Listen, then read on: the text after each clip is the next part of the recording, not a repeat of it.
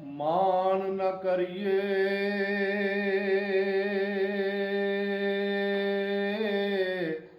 ਰੂਪ ਗਨੇ ਦਾ, ਤੇ ਵਾਰਸ ਕੌਣ ਹੁਸਨ ਦਾ।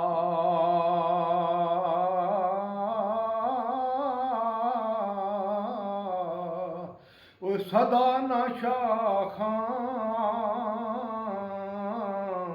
ਹਰੀਆਂ ਰਹਿਸਨ, ਤੇ ਸਦਾ ਨਾ ਫੁੱਲ ਚਮਨ ਦਾ।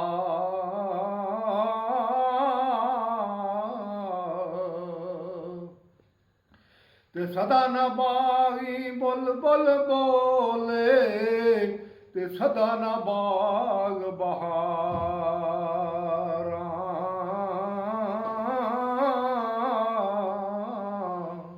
ਤੇ ਸਦਾ ਨਾ ਮਾਪੇ